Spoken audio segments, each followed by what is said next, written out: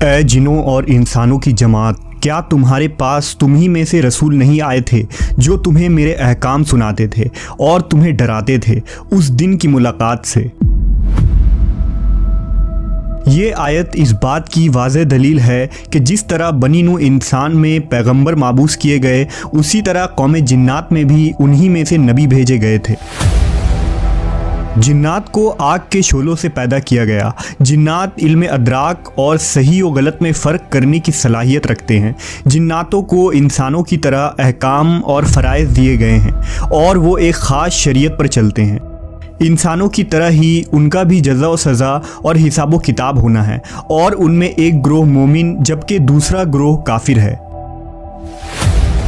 हज़रत आदम अलैहिस्सलाम की पैदाइश से 40,000 साल कबल अबू अल जिन्नात समूम को पैदा फरमाया गया। समूम तमाम जिन्नातों का बाप कहलाया। अल्लाह ने उसे आग के शोलों से पैदा फरमाया था, जबकि कुछ उलमा ने लिखा कि सबसे पहले जिन का नाम मारिज था। जब उसे पैदा फरमाया गया तो अल्लाह ने कहा, ए अबू अल जिन, क्या तेरी कोई आरजू है? उसने कहा, मेरी तमन्ना ये है कि हम सबको देख सकें लेकिन हमें कोई ना देखे और मेरी नस्ल के हर जिन्नात हमेशा जवान रहें।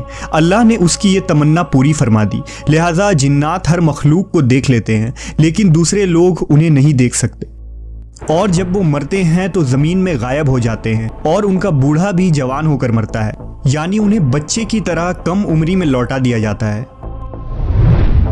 फिर अल्लाह ने उसकी बीवी मर्जा को पैदा फरमाया।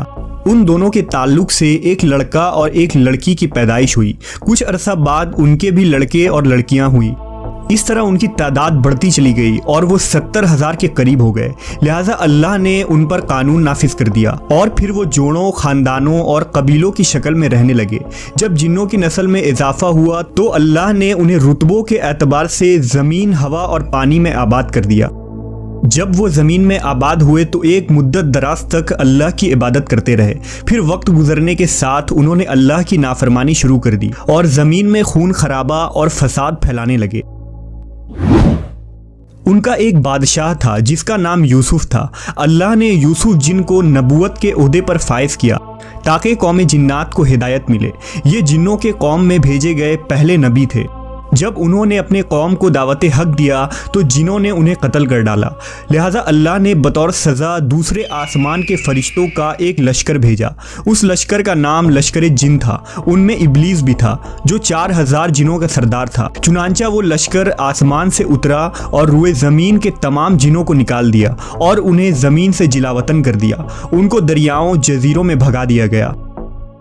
जबकि कुछ मुफक्करीन यूसुफ जिन को नबी नहीं मानते बल्कि सिर्फ बादशाह करार देते हैं। उनके नज़दीक अल्लाह ने जिन्नात में पहले जिन पैगंबर हज़रत आमिर बिन उमैर बिन हिजान को जिनों की हिदायत के लिए भेजा था। ये जिन पैगंबर थे लेकिन कुछ ही अरसे में जिन्नात ने उन्हें शहीद कर दिया। अल्लाह ने दूसरे जिन पैगंबर को भेजे जिनका नाम साइद बिन मालिक बिन अल हजान था। उनको जिन्नात की हिदायत के लिए भेजा गया था लेकिन उन्हें भी जिन्नात ने शहीद कर डाला। ये सिलसिला 800 सालों तक जारी रहा। उनमें बलीका, चलपानीस, जान और कई जिन पैगंबर माबूस किए गए। इस दौरान उन्होंने 800 से ज़्यादा पैगंबरों को शहीद किया। इसके बाद अल्लाह ने कौम जिन्नात पर अजाब नाजिल फरमा दिया और जब उन पर कहर नाजिल हुआ तो ज़मीन का बड़ा हिस्सा उनसे साफ कर दिया गया। उनमें से चंद इताअत गुजार जिन बच गए जो गारों, समुंदरों और पहाड़ों में चले गए। लिहाजा जिनों पर एक लश्कर भेजा गया जिनका सरदार अज़ाज़ील यानी इब्लीस था। उन्होंने जिनों को रुए ज़मीन से भगा दिया। जिन्नात से जंग के बाद अज़ाज़ील ने अल्लाह से इल्तिजा की कि उसे ज़मीन में ही रहने दिया जाए। लिहाजा वो यहाँ आबाद हो गया और उसकी नस्ल खूब फली फूली। उसकी कसरत इबादत की वजह से उसे सातों आसमान और जन्नत में भी जाने की इजाज़त मिल गई।